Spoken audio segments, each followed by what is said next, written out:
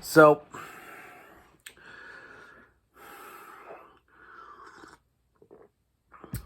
you guys obviously know where I've been. Again. So, Melissa had her surgery. We're back home. So far, she's pretty good spirits. I'm thinking over the next little bit, she's probably going to be moody. I mean, 4 surgeries on her eye since July. She's probably going to be pissed. But the good thing is this time, instead of her laying on her face completely and sleeping on her face, maximized her time throughout the day on her face down. Sleeping left her right side. That's the best part, because that'll help her sleep and that'll help her mental state get stronger. So we left Tuesday morning nice and fucking early, because the original plan was to be in the doctor's office for lunch, or about 10 o'clock. I'm not leaving my house at fucking 3 or 4 o'clock in the morning just to be in Halifax. No. So we left on Tuesday. I had 3 days off. Including today. But because there was a power outage on Wednesday, they moved it to today. We were there bright and early. We stayed at my aunt's for 2 nights. It was awesome. We went shopping on Tuesday. We did some more shopping last night. I bought some clothes. Pretty clothes. Not overly pretty, though, because just weird 40-year-old pretty clothes, I guess. I don't know. But we made a stop off at Taz Records, as you do, because that's where I seem to pick things up that I really need. And I did, but I also went to Sunrise Records first. Sunrise in Halifax, or in Dartmouth, I guess, at Micmac Mall, is far better than Sunrise here. Now I happen to know the manager over at the St. John Sunrise, and he's a great dude. He's really a good friend of mine. But their fucking metal section is shite. So I will show one thing, and I'll show that first. So I picked this up. Now these guys are called August Burns Red, Phantom Anthem. These guys are quite into that whole sort of metalcore thing. And I know, how could you buy something that's metalcore? That's so terrible. It's like, it's fucking metallic hardcore. Shut the fuck up. Some things is good, other things are bad. I literally bought this on a whim from listening to the first track, which is King of Sorrow. This is out on Fearless Records from 2017. I bought it strictly based off of that. I mean, guys, you can fucking hate me in the comments all you want. Fuck off. Because trust me, I guarantee you guys listen to Kiss and we won't go there, because I've already done that, haven't I? So go fuck yourself if you're shitting on it. When I went over to Taz Records, we only bought a couple things this time around, because last time we went to Taz Records, we come home with fucking At the Gates and Rob Halford Christmas record and fucking, all sorts of shit. And but I did manage to get 2 other In Flame CDs that I was looking for last time, but they didn't have. That's fine. I was stoked because when I went there last time, I ended up getting Fear Factory's Obsolete. I got Colony, Horacle, and what else did I get?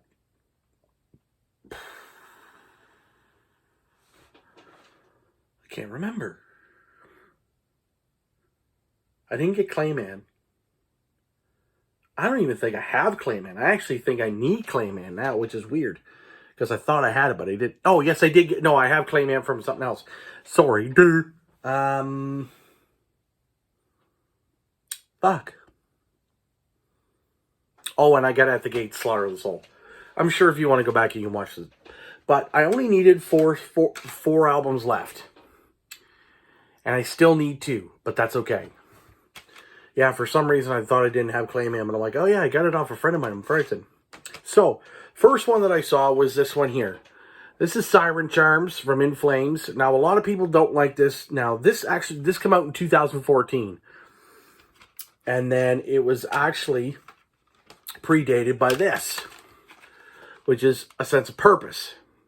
Now, this come out in 2008. So there was about 6 years between these two records. And I think in between this here and this, I think there's another record, but I can't remember.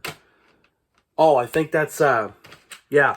So after this and before this came one of the ones I'm missing, and that is Sounds of a Playground Fading. And I also need, last but not least, the Jester Race. For me to find the Jester Race is going to be a pain in the dick. I may just have to order both of them and fucking hope, and hope for the best. I'd like to have Jester Race on vinyl, but I think I might as well just fucking put a bullet in my head and shoot myself and probably find a CD quicker. If you're ever looking to get rid of your In Flames stuff, let me know. Now, the wife picked up a Sesame Street Christmas record because why not? I don't have it. It's upstairs. I got to go through it to make sure that it's not warped because it was quite warm and the record was in the car all weekend. Don't shoot me. Now, what I do want to talk about now for the next couple minutes is Mark G with a C and the boys in Enchantment released a new single 7 years in the making. I don't know if it's in the making. They broke up for a while, but then they've been getting back. They kind of get back together, I think, in 2019, if Mark told me correct. Either Mark or Paul, one of the two. The good thing about this is that they released this song today, and it's called, uh-oh. Shit, that's fucking terrible. I should have wrote this down because I'm an idiot. Anyways, I'm going to post a link in the comments below. I think it's As Greed. Oh no, that's terrible. Absolutely terrible. I'm an idiot, and then I'll just put the link down in the description. Mark, don't shoot me. But I just listened to it a few moments ago prior to shooting this video. It's fucking much better after a couple good listens. I listened to it for a little bit while I was waiting for the missus to get her surgery. Oh man. It starts off real melodic and heavy. And Paul comes in this big throaty growl. And it's so tasty. And when you listen to the song, production-wise, mix-wise, it's absolutely fucking epic. I think my cat's crying. There's a lot of things going on with a lot of melody, and it's a lyric video too. So when you listen to this song, there's a lot of bits of asphyx or asphyx.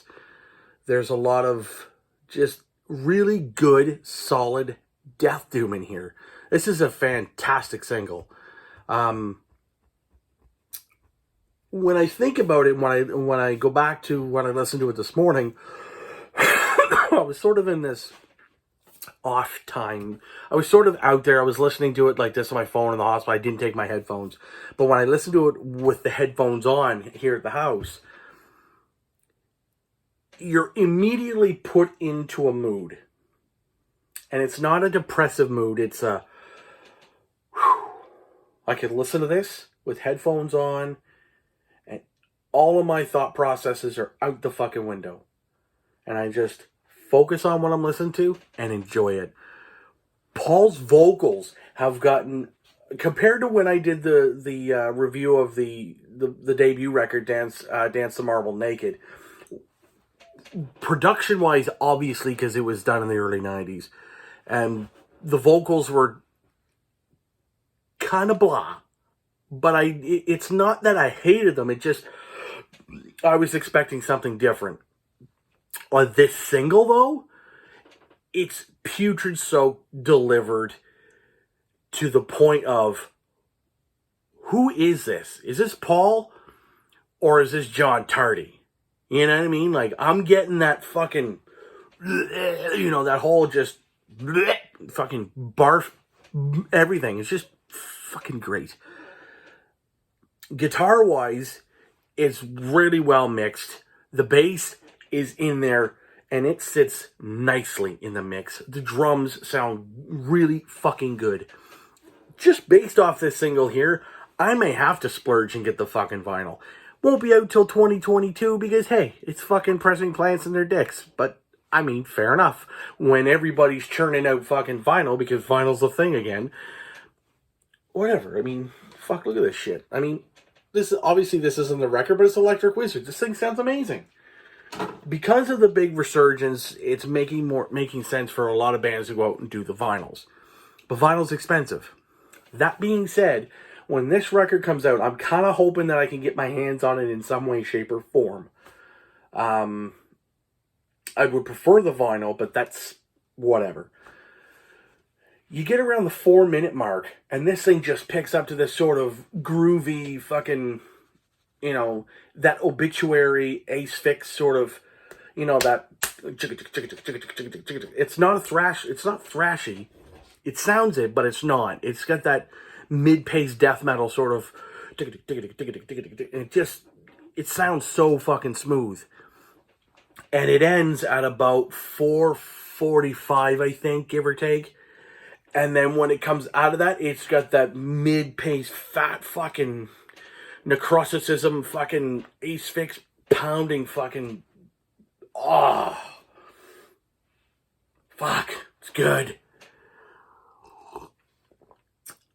It's exactly what you want out of a band that's literally come back with a lead single, for them basically being away for almost 3 fucking decades. And to get that kind of a song to come back to, it's like, fuck, give it to me now. I want it now, like yesterday. But I mean, I expect nothing less out of, Mark and PJ and Paul. And the other 2 guys escape me. That's terrible. But if you really want to, you can also check out the fact that I did do a video review for Dance the Marble Naked. That record's good. Based off this single here, I think this bitch is going to be a fucking 5 out of 5. If the rest of the new record, it sounds like the first single, fuck me. It's going to be the most shown in the VC in 2022. I don't think anybody is going to out-touch it in terms of, people within the VC and the support and the love, and it's just going to be a fucking ripper, and I can't wait till it's out. As always, stay heavy. And if anybody out there has a line on the Jester Race and Sounds of a Playground Fading by In Flames, make sure you let me know, because I need a copy.